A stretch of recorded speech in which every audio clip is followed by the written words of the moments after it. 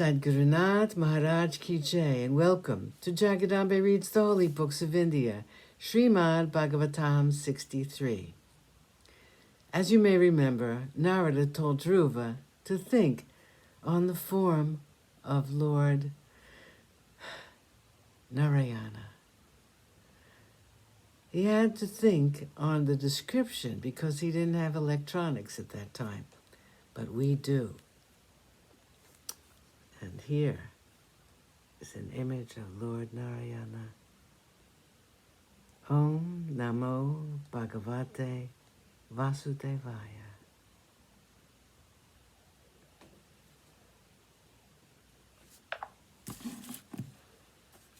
Taking leave of his guru, the young child walked toward Madhuvana on the banks of the Yamuna. 41 Dhruva's tapas.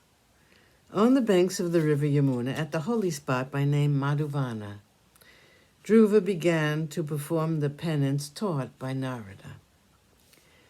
For the first month, he lived on the fruits which were found in the forest. The second month, he sustained himself by eating grass and dried leaves. The third month, only water held life in his body. During the fourth month, he denied himself even that. The air he breathed was the only food he was taking. He was bent on only one thing, the mantra which he had learned from Narada.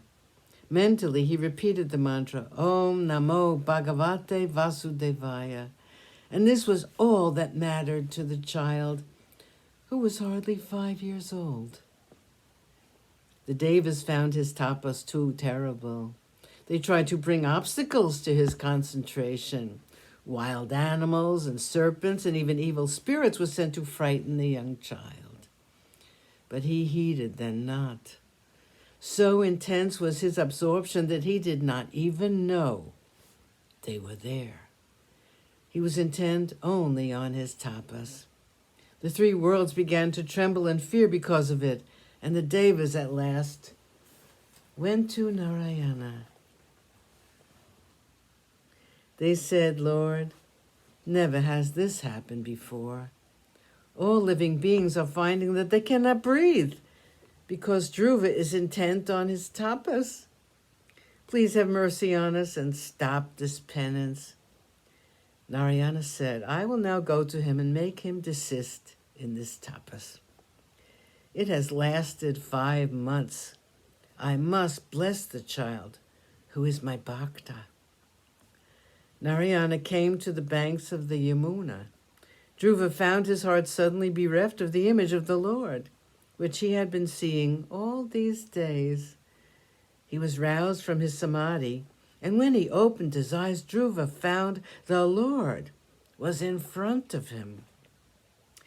The child was overcome by the suddenness of it all. He looked at the form of the Lord as though he would drink him with his eyes.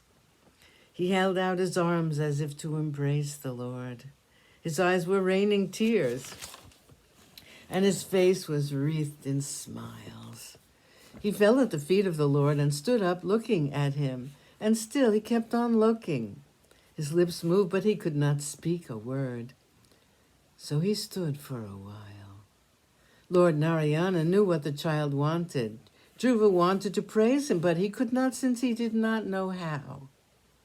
He knew not the words, and so Narayana gently touched the boy's cheek with his conch, which was snow white and which is said to personify the Vedas.